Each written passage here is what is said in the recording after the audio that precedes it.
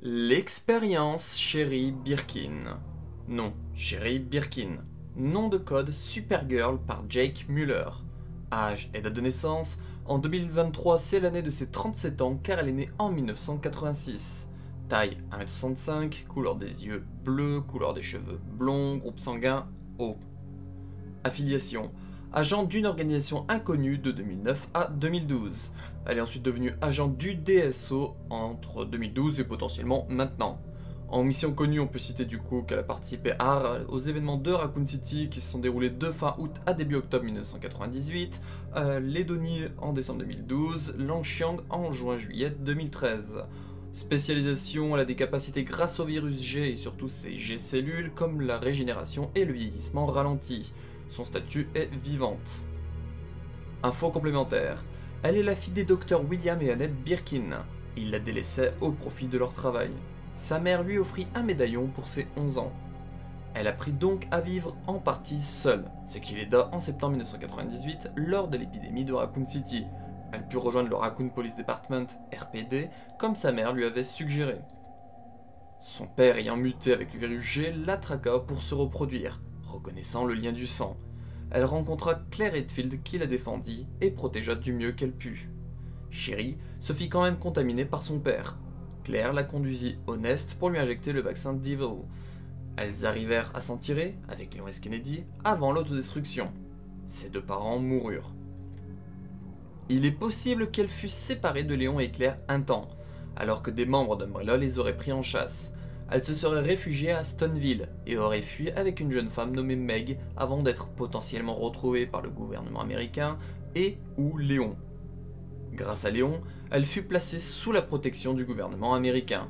Cependant, elle fut confiée à Derek C. Simmons du gouvernement, mais aussi de l'organisation secrète de la famille.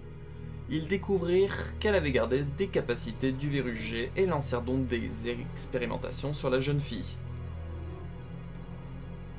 La souche extraite de son sang fut utilisée en 2001 par Carla Radames, travaillant pour la famille, pour le début de la création d'un nouveau virus, le virus C.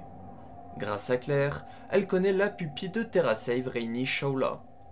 En 2009, à la mort d'Albert Wesker, Sherry, alors dans l'année de ses 23 ans, se vit offrir un poste d'agent du gouvernement pour la lutte contre le bioterrorisme, et afin qu'elle soit un peu plus libre. Elle accepta. De 2009 à 2012, elle fut entraînée et fit partie d'une agence inconnue luttant contre le bioterrorisme, potentiellement l'Anti-Umbrella Pursuit and Investigation Team. En 2012, elle rejoignit la Division of Secret Operations, DSO, et fut envoyée en Edonie, alors en proie au virus C, pour rechercher un homme nommé Jake Muller, fils d'Albert Wesker et possédant les anticorps pour créer un vaccin. Elle le trouva et ils se firent à la fois pourchasser par le BSA, mais aussi par les Javo et Neo Umbrella, ces derniers voulant Jake Muller pour améliorer le virus C. Sherry rencontra Chris, le frère de Claire, qui lui fournit l'aide du BSA pour rejoindre leur point d'extraction.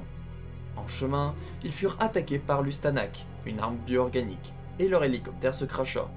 Ils survécurent, mais Carla Radames, devenue un clone d'Ada Wong, les captura. Pendant 6 mois, ils servirent de cobayes et sujets d'expérimentation pour Neo Umbrella. Fin juin 2013, ils arrivèrent à s'évader. Ils rejoignirent la ville de Langxiang, en Chine, où ils croisèrent Chris et Léon. Ce dernier révéla à Sherry l'implication de Simmons dans les événements et surtout la mort du président. Sherry et Jake se firent de nouveau capturés et enfermés dans une base sous-marine de Neo Umbrella. Ils furent délivrés par Chris et Pierce Nivans. Ils se séparèrent pour fuir. Ustanak revint attaquer Sherry et Jake, mais ils arrivèrent à s'en débarrasser. Sherry et Jake semblèrent s'être liés.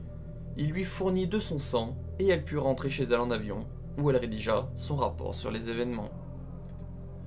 La présence de Sherry Birkin dans le canon de la saga se fait via Resident Evil 2 en 1998, potentiellement car semi-canon Biohazard 2 Drama Album The Little Runaway Sherry en 1999, le rapport de Wesker en 2001, Resident Evil The Dark Side Chronicles en 2009, Resident Evil 6 en 2012 et Resident Evil 2 en 2019.